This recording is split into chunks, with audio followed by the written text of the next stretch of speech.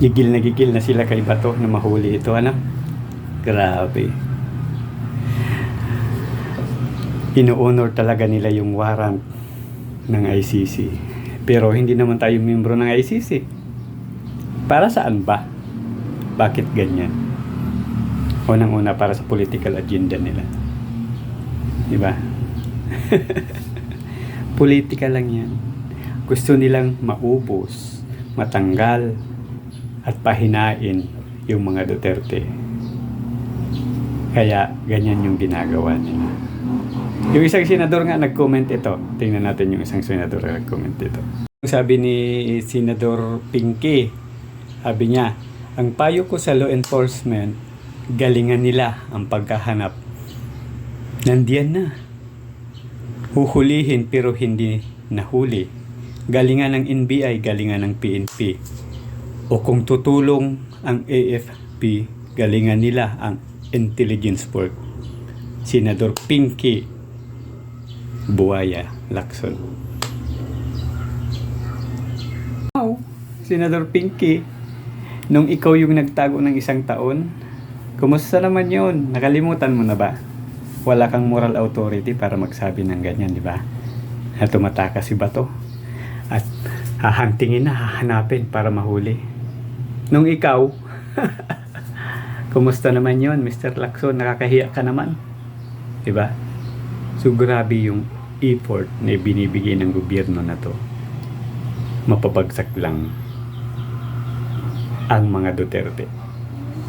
Grabe. Una-una si John Vic Rimulya. Ilang libo daw na kapulisan yung ipapakalat para hantingin si Bato.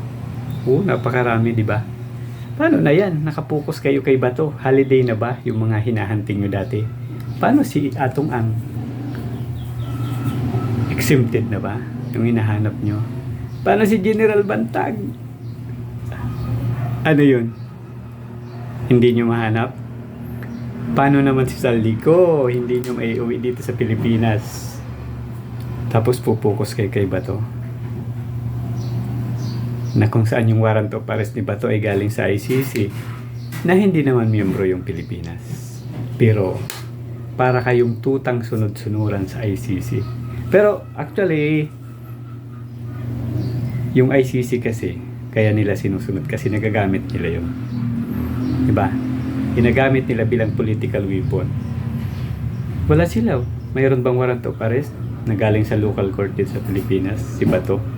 Wala naman. Politika lang. Galit na galit sila kay Bato. Alam niyo kung bakit? Dahil natanggal yung dating liderato sa Senado dahil sa buto ni Senador Bato. Ngayon, bago na yung liderato, si Senator Peter Alan Cayetano na ang Senate President. Unang-una, pinangangambahan nila yung impeachment. Kailangan yung 16 na buto para makonvict si BP Sara. Hindi sila aabot sa 16 kasi 11 nga lang sila, di ba? 13 yung majority block. Pangalawa, hindi maipapasa yung isinusulong nilang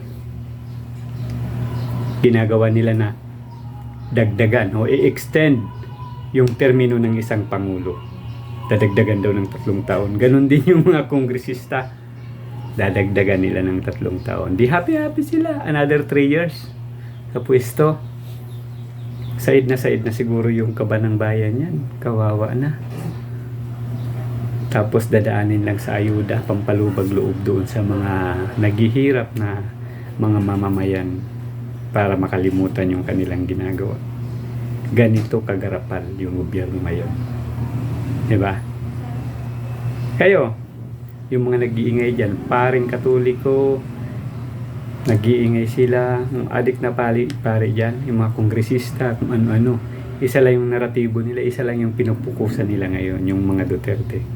At yung mga kakampi ng mga Duterte. Diba? Hindi sila mag-focus sa trabaho nila. Ang pinupukusan nila, yung future career nila sa politika.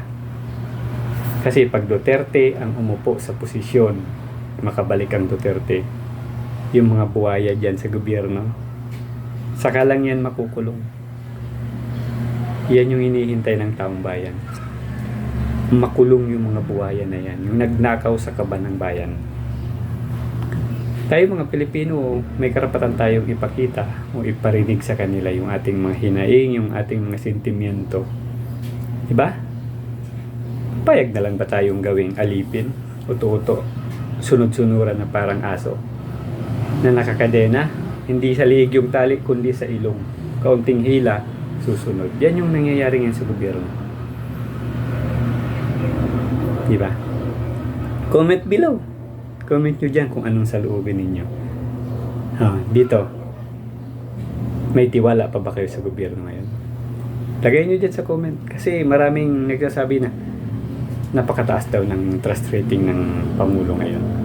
Pakita natin na hindi yun totoo.